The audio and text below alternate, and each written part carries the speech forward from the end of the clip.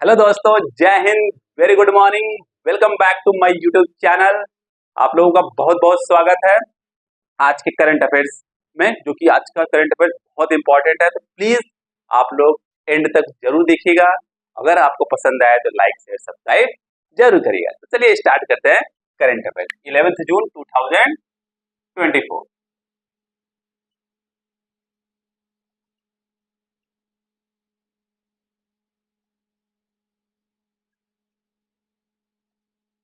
Current affair, तो पहला current affair है, पहला न्यूज है चाइल्ड न्यूट्रिशन रिपोर्ट। अभी recently child nutrition report release किया गया है। अब क्वेश्चन बन सकता है कि ये जो रिपोर्ट है वो रिलीज कौन करता है। अब उसके बाद दूसरा क्वेश्चन बन सकता है, इसके अंदर जो इंपॉर्टेंट पॉइंट्स हैं वो क्या क्या है, उसके बारे में देखते हैं, क्योंकि इंपॉर्टेंट बहुत ज्यादा है, चाइल्ड से रिलेटेड है, तो एग्जाम में पूछा जा सकता है और पूछा जाएगा। देखते हैं चाइल्ड न्यूट्रिशन रिपोर्ट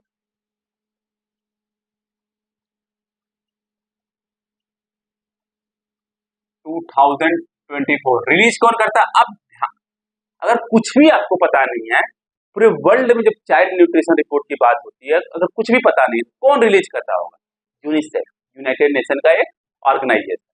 यूनिसेफ, ध्यान दीजिएगा, एक प्रिंसिपल बॉडी है यूनिसेफ। अब इस रिपोर्ट के अंदर है क्या? अब यूनिसेफ ने क्या बताया कि पूरे वर्ल्ड में जितने भी बच्चे हैं, उन बच्चों में से चार बच्चों में से हर एक बच्चा, चार बच्चे में से एक बच्चा जो है, एक चिल्ड्रन जो है, वह सीवियर फूड पॉवर्टी से जूझ रहा है। मतलब खाना उसको खाने को तो मिल रहा है, परंतु खाने में न्यूट्रिशन नहीं। This is the problem. खाने में क्या नहीं है? न्यूट्रिशन नहीं। ध्यान दीजिएगा। और कौन से बच्चों का? जिनका एज 5 साल से कम है, under the age of 5 year.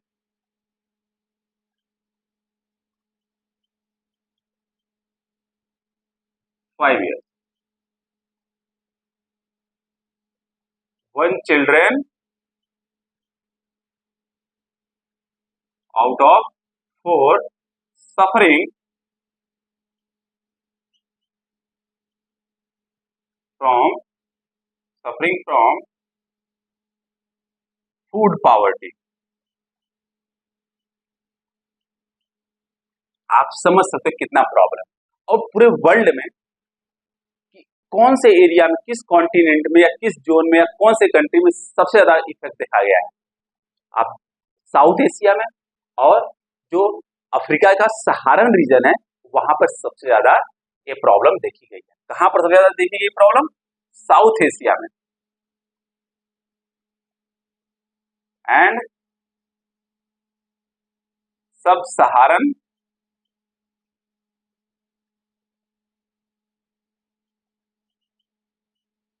Reason. 27% of the 27% जो है चिल्ड्रन है पूरे वर्ल्ड के, वो किसी न किसी तरीके से सीवियर फूड पॉवर्टी से जूझ रहे हैं। 27%, आप समझ सकते हो।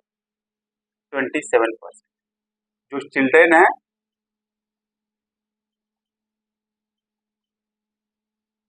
Suffering from the food poverty, severe food poverty.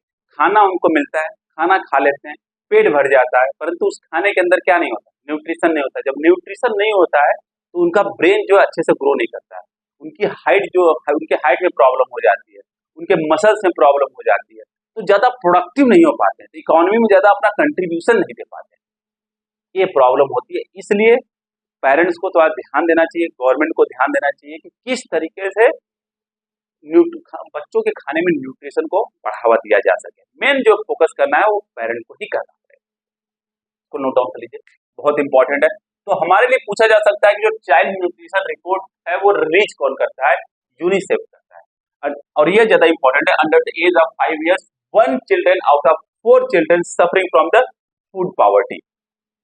और सबसे ज्यादा जो प्रभावशाली रीजन है, जहां पे सबसे ज्यादा इसका इफेक्ट है, वो कौन सा रीजन है? साउथ एशिया एंड सब सहारन रीजन ऑफ अफ्रीका। जैसे आपका अफगानिस्तान हुआ, बांग्लादेश हुआ, चाइना हुआ, इंडिया हुआ, यहाँ पे सबसे ज्यादा बहुत ज्यादा पाया जाता है। नेक्स्ट न्यूज बहुत इंपॉर्टेंट है, फ्रेंच ओपन से रिलेटेड है। फ्रेंच ओपन 2020, जो मेंस सिंगल है और विमेन सिंगल का टाइटल कौन जीता? सबसे पहली बात, जो फ्रेंच ओपन है किस स्पोर्ट से रिलेटेड है? यह फ्रेंच जो ओपन है वह टेनिस से रिलेटेड है। समझना, टेनिस स्पोर्ट से रिलेटेड है, इसको ध्यान दीजिएगा। जब ईयर स्टार्ट होता है सबसे पहला ओपन कौन सा होता है? ऑस्ट्रेलियन ओपन होता है, फिर उसके बाद फ्रेंच ओपन होता है। तो अभी हम लोग पढ़ने वाले हैं फ्रेंच ओपन का। और जितने भी ओपन होते हैं, यूएस ओपन हो, ऑस्ट्रेलियन ओपन हो, फ्रेंच ओपन हो, सबका अपना अपना खासियत होता है।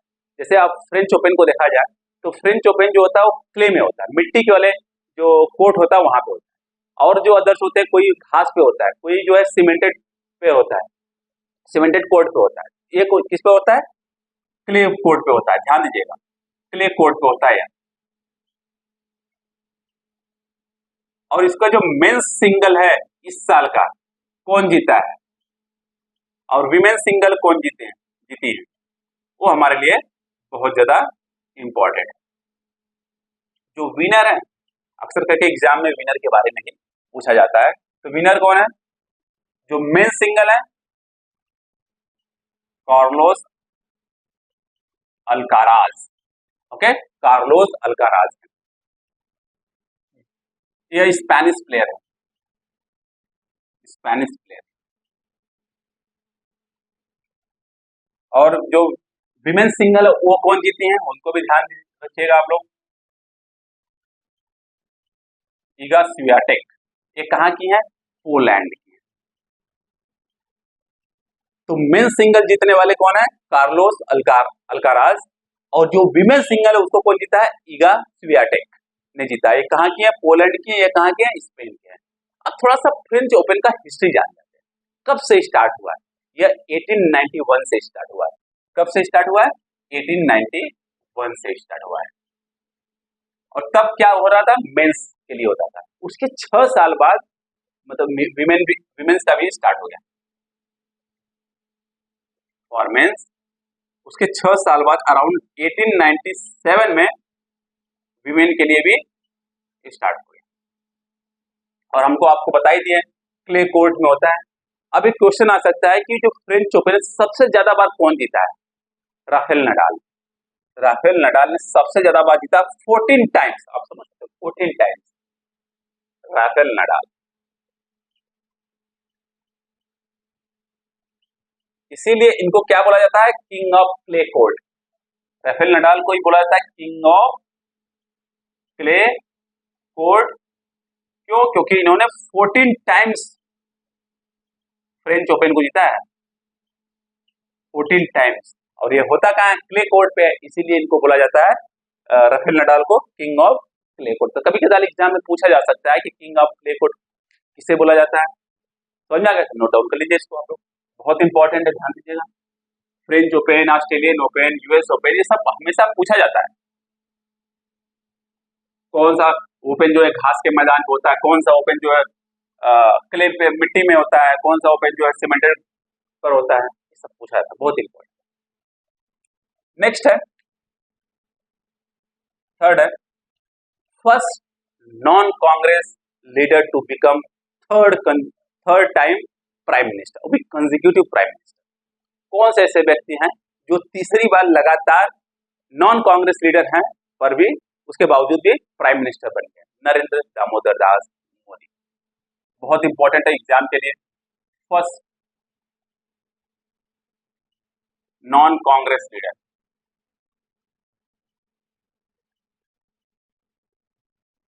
To become prime minister of India, prime minister of India, Shri Narendra Modi.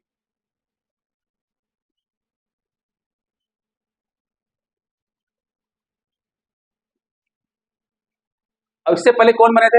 वो कांग्रेस लीडर थे, श्री पंडित जवाहरलाल नेहरू। उन्होंने भी 3 बार प्रधानमंत्री बन चुके हैं और सबसे ज्यादा समय तक के लिए प्रधानमंत्री बने हैं। 16 ईयर्स 289 डेज तक प्रधानमंत्री बने हैं, 16 ईयर्स 289 डेज तक। और अब नेक्स्ट क्वेश्चन आ सकता है कि जो प्रधानमंत्री का को शपथ कौन दिलाता है? प्रधानमंत्री को शपथ जो है प्रेसिडेंट ऑफ इंडिया दिलाता है। इंडियन प्राइम मिनिस्टर को कौन शपथ दिलाता है? President of India. तो ध्यान दीजिएगा। ओके,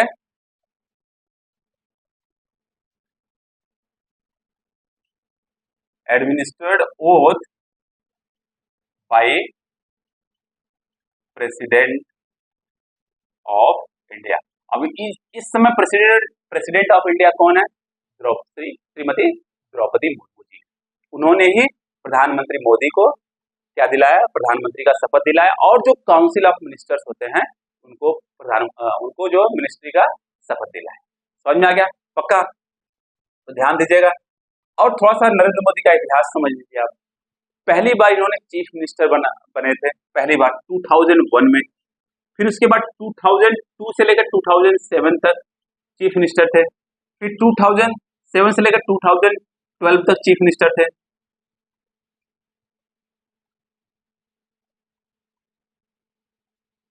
और उसके बाद 2012 से लेकर 2014 तक चीफ मिनिस्टर थे। उसके बाद प्रधानमंत्री का चुनाव लड़े। अब कहां से लड़े थे? 2014 में वडोदरा से और वाराणसी से, दोनों जगह से जीते थे। वडोदरा की सीट को उन्होंने छोड़ दिया था क्योंकि आपको एक ही सीट पे कंटिन्यूएशन करना है। फिर उसके बाद 2019 में भी वाराणसी से जीते थे। फिर 2024 में भी वाराणसी से जीते हैं। ये है प्रधानमंत्री मोदी का इतिहास।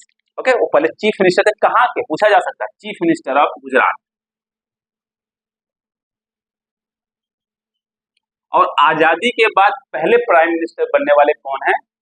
जो कि ऐसे आजादी के बाद मतलब जो ऐसा व्यक्ति जो आजादी के मतलब इंडिपेंडेंस के बाद पैदा हुआ हो और प्रधानमंत्री बना हो, वो कौन है? वो नरेंद्र मोदी। ओके, तो स्वतंत्र भारत में पैदा होने वाले व्यक्ति जो प्राइम मिनिस्टर बने हैं इंडिया के, वो कौन है? नरेंद्र मोदी। इसको ध्यान दीजिएगा, नोट डाउन कर लीजिएगा आप लोग प्लीज। समझ में आ गया आप लोगों को?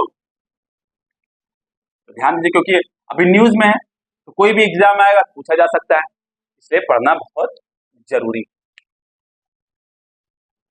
फोर्थ न्यूज है, Indian shooter Sarabjot Singh won the gold medal in, देखते हैं कहां पर? Indian shooter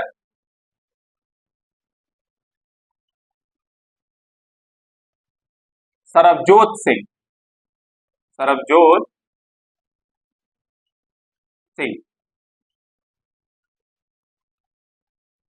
won gold medal. अब गोल्ड मेडल जीते हैं तो हमारे लिए तो इंपॉर्टेंट हो जाएगा। गोल्ड मेडल कहां पर? At the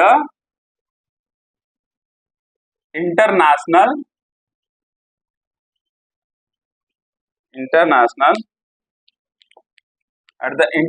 shooting sports federation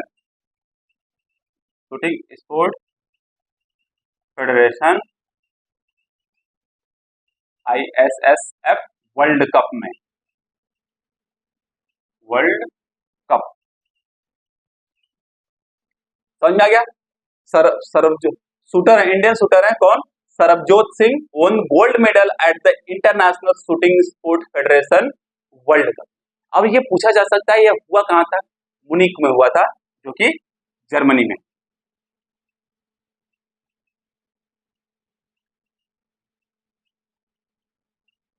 समझ में आ गया? पक्का? अब एक फीमेल शूटर है, अब ये किसमें जीते थे? 10 मीटर, ओके, पिस्टल वाले में जीते थे। ध्यान दीजिएगा, 10 मीटर पिस्टल शूटिंग में इन्होंने 10 गोल्ड मेडल जीता है। Got it? अब एक फीमेल है, उनका नाम क्या है? Shift Kaur Samra.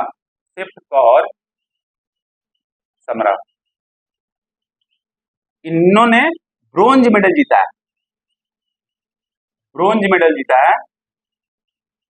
50 metre rifle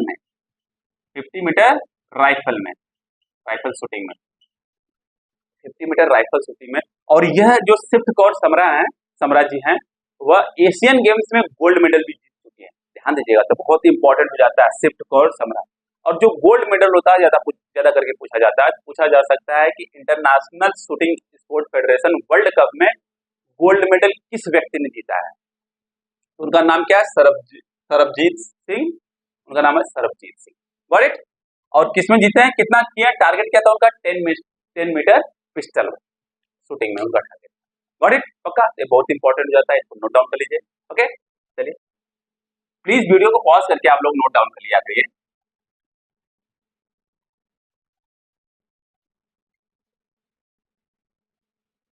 director general of employ state insurance corporation, new director general appoint किए गए हैं एम्प्लॉय स्टेट इंश्योरेंस कॉर्पोरेशन के, तो बहुत इंपॉर्टेंट हो जाता है हमारे लिए। देखते हैं क्या है, कौन है डायरेक्टर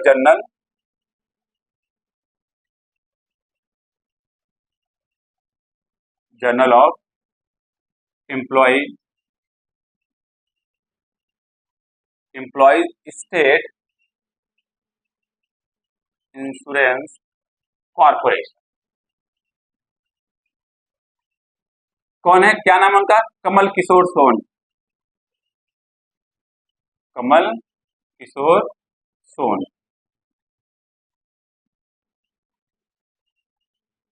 उनका नाम क्या है, कमल किशोर सोन।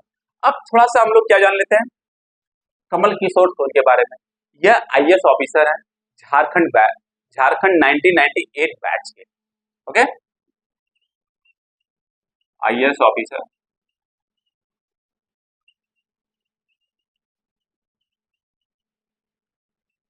1998 बैच के।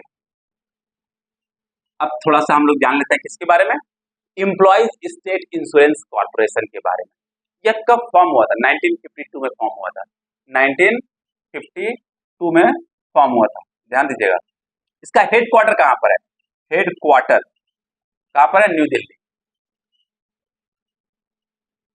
यह पार्लियामेंट द्वारा एक्ट लाकर बनाया गया था, मतलब एक तरीके से कह सकते हो कि स्टैट्यूटरी बॉडी है।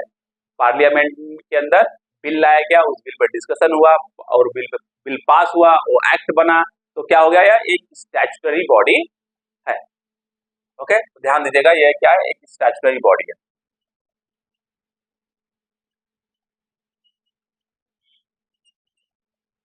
Statutory body. अब ये पूछा जा सकता है क्वेश्चन, किस मिनिस्ट्री के अंदर आता है, जो एम्प्लॉइज स्टेट इंश्योरेंस कॉर्पोरेशन है किस मिनिस्ट्री के अंदर आता है। अब किससे रिलेटेड है, एम्प्लॉइज, लेबर से रिलेटेड, तो किस मिनिस्ट्री के अंदर आएगा, मिनिस्ट्री ऑफ लेबर के अंदर आएगा। समझ में आ गया आप लोगों को अच्छे से, तो मैं यहां पर लिख दे रहा हूं, under the ministry of labour and employment के अंदर आता है। समझ में आया? तो एम्प्लॉइज स्टेट इंश्योरेंस कॉर्पोरेशन किसके अंदर आता है, ministry of labour and employment के अंदर आता है। Got it. उसके न्यू डायरेक्टर जनरल अपॉइंट किए गए, उनका नाम क्या है, कमल किशोर सोन। तो नोट डाउन कर लीजिएगा, यह स्टैट्यूटरी बॉडी है। कब फॉर्म हुआ था, 1952 में। Ministry of labour and employment के अंदर आता है। इसका हेडक्वार्टर कहाँ है, न्यू दिल्ली में। Got it. इसका हेडक्वार्टर कहाँ है, न्यू दिल्ली में। रामोजी राव अभी रिसेंटली पास हो गए, मतलब उनका डेथ हो गया, देहांत हो गया, स्वर्गवास हो गया। अब पूछा जा सकता है कि यह किस फील्ड से रिलेटेड है, और ये हमारे लिए इंपॉर्टेंट क्यों है, क्योंकि उनको पद्म विभूषण भी मिला है, सेकेंड हाईएस्ट सिविलियन अवार्ड मिला है इंडिया का, तो इसलिए हमारे लिए ये इंपॉर्टेंट हो जाते हैं। ध्यान दीजिएगा, इसलिए हमारे लिए क्या हो जाते हैं, यह इंपॉर्टेंट हो जाते हैं।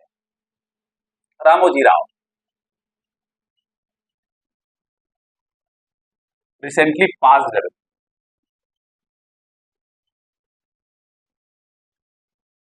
और इनको पद्म विभूषण भी मिला है, second highest civilian award. Padma Bhushan क्या होता है, third highest civilian award. Padmashri क्या होता है, फोर्थ हाईएस्ट सिविलियन अवार्ड। और भारत रत्न जो होता है, फर्स्ट हाईएस्ट सिविलियन अवार्ड होता है। पद्म विभूषण कब मिला है, क्वेश्चन भी आ सकता है, कब मिला है इनको पद्म विभूषण, 2016 में मिला है। अब नाम इससे लग रहा है कि रामोजी राव, आपने बाहुबली देखी होगी मूवी, तो बाहुबली की शूटिंग कहाँ हुई थी, यह जो फिल्म सिटी है, रामोजी राव फिल्म सिटी है हैदराबाद में। तो रामोजी राव जी ने ही बनाया था इसको, रामोजी फिल्म सिटी, जो कि हैदराबाद में 1996 में बनाया था। रामोजी फिल्म सिटी कहां पर? हैदराबाद। हैदराबाद में कब बनाए थे? 1996 में। और यह लगभग लगभग 2000 एकड़ में फैला हुआ है, फैला हुआ है। अब ये दुनिया का सबसे बड़ा फिल्म सिटी है, इसको ध्यान है। Okay, the biggest film city in the world. तो रामोजी राव कहां पर? हैदराबाद में। कब बनाया गया? 1996 में। कौन बनाया? रामोजी राव ने बनाया। अब उनको पद्म विभूषण मिला 2016 में, इसलिए हमारे लिए इम्पोर्टेंट, सबसे ज्यादा इम्पोर्टेंट इसलिए हो जाता है कि पद्म विभूषण उनको 2016 मिला है। अभी वो रिसेंटली गुजर गए, तो इनके ऊपर क्वेश्चन पूछा जा सकता है। 2000 एकड़ में फैला हुआ है, नोट डाउन कर लीजिएगा आप लोग। Artificial intelligence for good global summit, artificial intelligence for good global summit 2024, artificial intelligence for good global summit, global summit 2024। सबसे पहला क्वेश्चन क्या आ सकता है, आप सोचिए ना। सबसे पहला क्वेश्चन क्या आएगा? पूछा जा सकता है कि यह जो artificial intelligence for good global summit है वो हुआ कहां था? तो जिनेवा स्विट्जरलैंड में हुआ था। कहां हुआ था? Geneva Switzerland. अब दूसरा क्वेश्चन क्या आएगा? कौन करवाया था? इंटरनेशनल टेलीकम्युनिकेशन यूनियन ने करवाया था, बहुत सारे गवर्नमेंट से या ऑर्गेनाइजेशन के साथ मिलकर कराया था। यूनाइटेड नेशन की बॉडी है, उसके साथ मिलकर करवाया था। और इवन जो स्विट्जरलैंड की गवर्नमेंट है वो भी इन्वॉल्व थे। तो मेनली कौन करवाया था? इंटरनेशनल टेलीकम्युनिकेशन यूनियन ने करवाया भाई। International telecommunication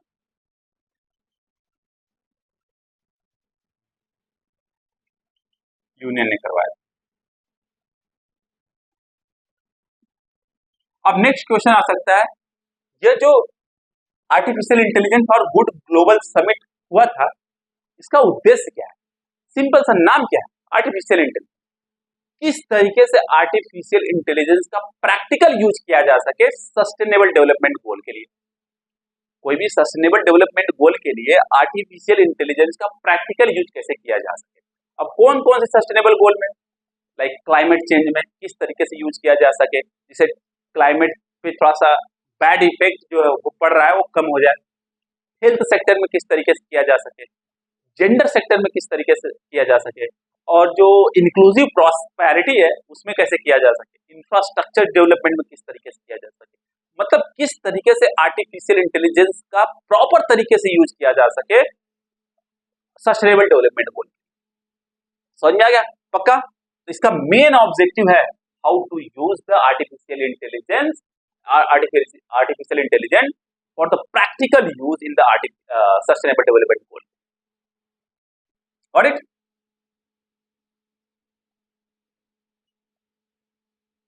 practical use of artificial intelligence in sustainable development goals. अब कौन कौन सस्टेनेबल डेवलपमेंट गोल है? हेल्थ सेक्टर में देखिए, जेंडर में, क्लाइमेट में, और इंक्लूसिव प्रॉस्पेरिटी में,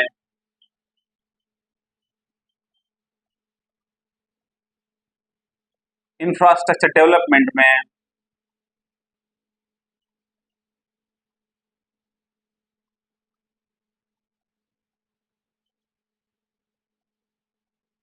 got it?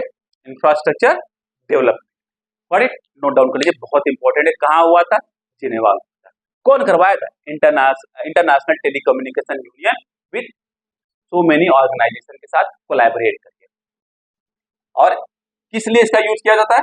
Practical use of artificial intelligence कैसे किया जा सके, how to use artificial intelligence practically in sustainable development goal. और कौन गोल से? Health, gender, climate, inclusive prosperity, infrastructure development.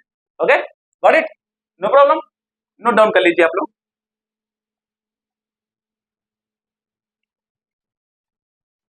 Pigs liver has been transplanted successfully. सुअर का जो लीवर है उसको सक्सेसफुली ट्रांसप्लांट किया गया है एक लिविंग कैंसर पेशेंट में।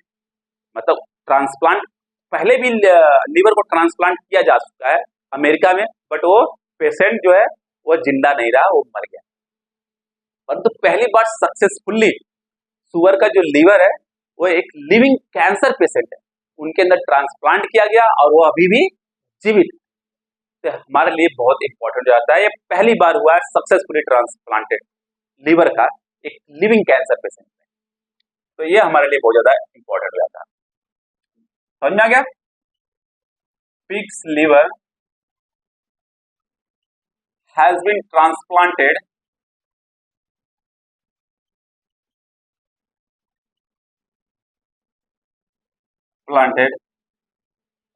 into a living cancer patient,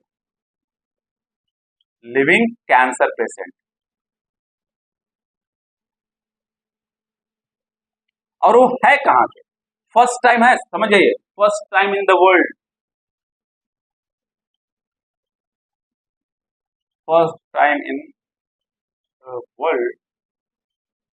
the pig's liver has been transplanted into a living cancer patient. अब नाम तो नहीं पूछेगा, पूछा जा सकता है कि जो कैंसर पेशेंट है वो कहाँ के हैं, वो चाइना के हैं। 71 ईयर ओल्ड पर्सन है और सक्सेसफुली ट्रांसप्लांट किया गया। अब क्वेश्चन आ सकता है कि पिग का लिवर ट्रांसप्लांट किया गया कैसे? पहली बात है कि नॉर्मल पिग नहीं था, उस पर काम किया गया, उसको जेनेटिकली मॉडिफाई किया गया इस आदमी के अनुसार उस पिग को जेनेटिकली मॉडिफाई किया गया। उसके बाद उसके लिवर को आदमी चाइना के जो पर्सन है उसके लिवर से सेपरेट मतलब ट्रांसप्लांट किया, उसकी जगह पर लगा दिया गया। समझ में आया? क्योंकि उस पर्सन को लिवर कैंसर था, उसको लिवर को हटाकर सुअर के लिवर को ट्रांसप्लांट किया जा चुका है। पहले भी किया जा चुका है अमेरिका के अंदर, परंतु वो सक्सेसफुल नहीं था, इसलिए इंपॉर्टेंट हो जाता है कि पहली बार हुआ है। व्हाट इट पक्का? तो नोट डाउन कर लीजिए, पहली बार पिग्स का जो लिवर है वो सक्सेसफुली ट्रांसप्लांट किया गया है in China. What it? No problem. Next question है, यूनाइटेड नेशन ब्लैक लिस्टेड, किस कंट्री को रिसेंटली यूनाइटेड नेशन ने ब्लैक लिस्ट किया? इजराइल को किया, उससे पहले हमास को कर दिया, उससे पहले बहुत सारे कंट्री को किया गया। अभी हम रिसेंट की बात करते हैं, किस लिए किया गया है? अभी आप लोगों को पता है कि 7 अक्टूबर 2023 को हमास ने मॉर्निंग, सैटरडे का दिन था, मॉर्निंग में इजराइल के ऊपर लगभग मोर देन 5000 रॉकेट फायर किया। अब उसके बाद क्या हुआ? उस समय बहुत सारे इजराइली मारे गए। फिर उसके बाद क्या हुआ? इजराइल ने अटैक करना शुरू कर दिया। तो अब इजराइल अटैक हमास पे कर रहा है, हमास अटैक इजराइल पे कर रहा है, हिजबुल्ला अटैक इजराइल पे कर रहा है, इजराइल अटैक हिजबुल्ला पे कर रहा है। इसके कारण क्या हो रहा है?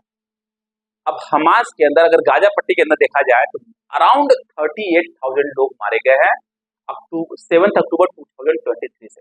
38,000 में से जो है लगभग 15 से 16,000 बच्चे मारे गए। उन बच्चों का क्या कसूर है? आप सोचिए, उन बच्चों का क्या कसूर है? उनका कोई कसूर नहीं। बहुत सारे इनोसेंट लोग इजराइल में भी मारे गए, उनका क्या कसूर? कोई कसूर नहीं। इसी कारण ह्यूमन राइट वायलेशन के कारण यूनाइटेड नेशन ने हमास को और इजराइल को दोनों को ब्लैकलिस्ट कर दिया। समझ में आ गया? अब आप प्रश्न करिए, उन बच्चों का क्या कसूर? United nation blacklisted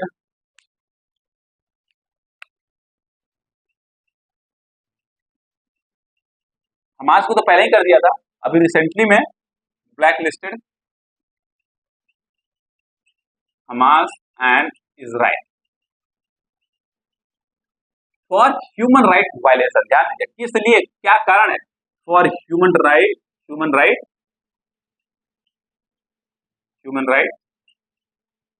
violation.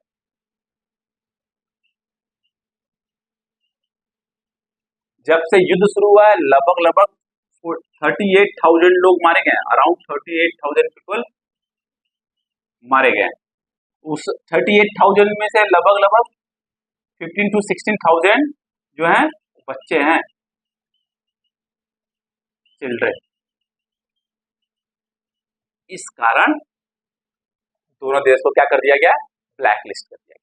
उससे पहले अफगानिस्तान को ब्लैक लिस्ट किया गया, रसिया को ब्लैक लिस्ट किया गया, अब सीरिया को ब्लैक लिस्ट किया गया, इराक को ब्लैक लिस्ट किया गया, बहुत सारे कंट्री को ह्यूमन राइट वायलेशन के कारण ब्लैक लिस्ट किया गया, म्यांमार को ब्लैक लिस्ट किया गया।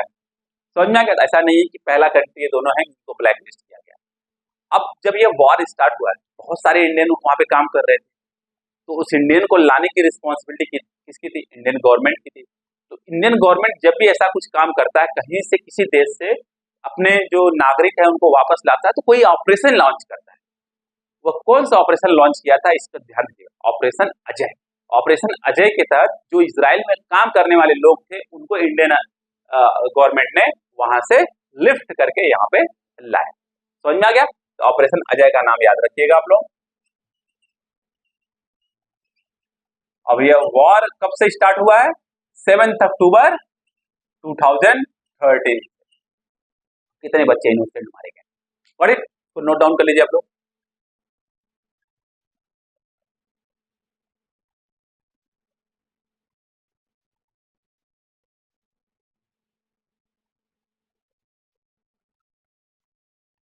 समझ में आ गया आप लोग?